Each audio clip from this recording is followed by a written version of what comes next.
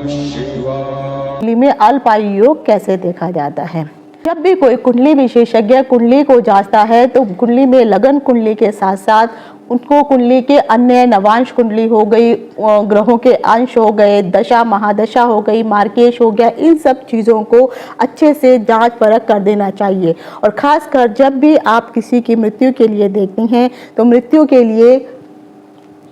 दूसरा भाव, सप्तम भाव और विशेषकर अष्टम भाव जो है ये मृत्यु के कारक भाव बताए गए हैं। और यहाँ पर देखने के का से ही आपको पता चल सकता है कि जातक कितनी आयु प्राप्त करके आया है।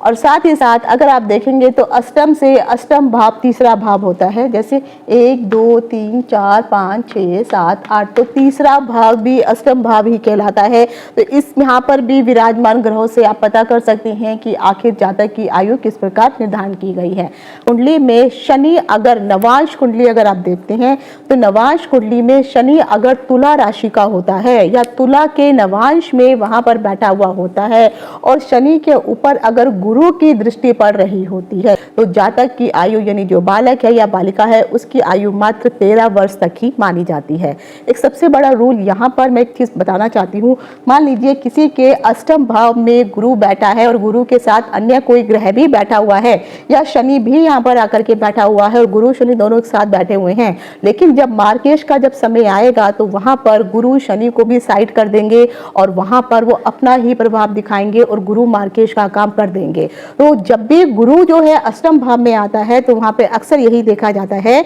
कि गुरु वहां पर मार्केश का काम करते हैं और जातक की आयु समाप्त हो जाती है। कुंडली का अगला योग होता है अगर कुंडली में किसी भी जातक की कुंडली में शनि वक्री अवस्था में हो और राहु भी साथ ही साथ 12वें भाव में बैठा हो, तो यहाँ पर बैठा ये बाप का 12वां भाव होता है और शनि किसी भी भाव में वक्री अवस्था में आकर के बैठा हो और उनकी दृष्टि एक दूसरे के ऊपर पड़ रही हो, तब भी जातक की जो आयु होती है वो छोटी अर्थात 12-13 साल तक की ही मानी जाती है। अगला नियम आ जाता है अगर मान लीजिए नवांश की कुंडली अगर किसी भी जातक की आप देखनी है, वहां पर अगर बृहस्पति का नवांश हो और उसके ऊपर शनि पर राहु की दृष्टि पड़ रही हो। अब नवांश कुंडली आपको देखनी आनी चाहिए, लेकिन यहाँ पर मैं एक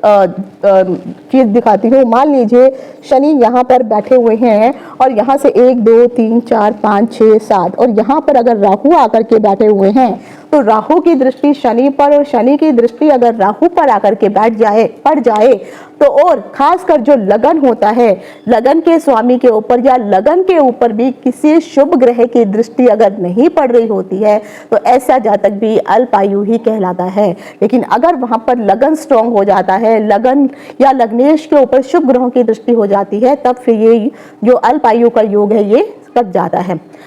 अगला योग आता है अगर किसी भी जातक की कुंडली में अष्टम भाव में जो भी राशि बैठी हुई है 1 से लेकर 12 तक, उस राशि का स्वामी या तो छठे भाव में आ जाए या फिर 12वें भाव में आ जाए। मान लीजिए अष्टम भाव में जो है यहाँ पर शुक्र बैठे हुए हैं तो शुक्र की राशि है, मान लीजिए यहाँ पे 7 नंबर लिखा हुआ है तो 7 नंबर के जो स्वामी होते हैं वो शुक्र होते हैं, शुक्र तुला राशि का प्रतिनिधित्व करते हैं। तो अब ये जो शुक्र है चाहे वो यहाँ पर आ जाए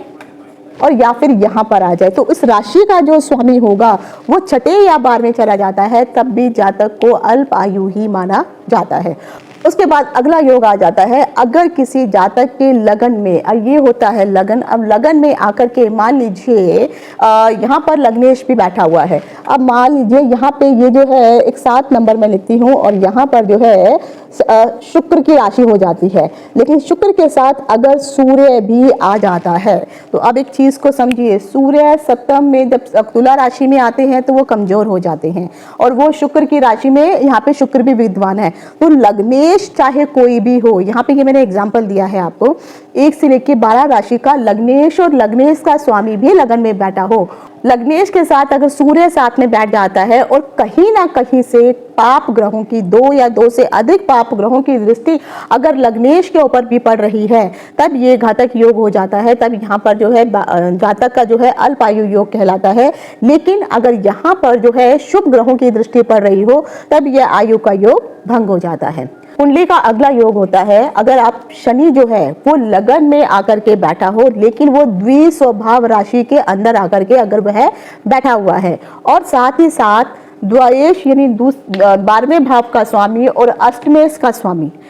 केंद्र में कहीं पर भी आकर के अगर बैठे हुए हैं और साथ ही साथ लग्नेश अगर बलहीन हो जाता है, यानी जो लगन है वहां पर कोई भी बल नहीं मिल रहा है, उल्टा पाप ग्रहों की दृष्टि अगर वहां पर हो रही है, तब भी ऐसे जातकों की अगर आयु का खंड अगर आप देखेंगे तो 30 से लेकर के 32 साल की उम्र तक ही ऐसे जातकों की आयु मानी जाती है। एस्ट्रो डिंपल शांतित्या का आप सभी को नमस्कार। वीडियो में दी गई जानकारी अगर आपको पसंद आई है तो इसका लिंक मैंने डिस्क्रिप्शन बॉक्स में दिया है। यह वीडियो आपको ज्योतिष तथा ज्ञान सागर यूट्यूब चैनल पर मिल जाएगा। अगर आपको ये चैनल में दी गई जानकारी पसंद आती है तो इस चैनल को लाइक शेयर सब्सक्राइब अवश्य करें। वीडियो देखने के लिए आप सभी का धन्यवाद।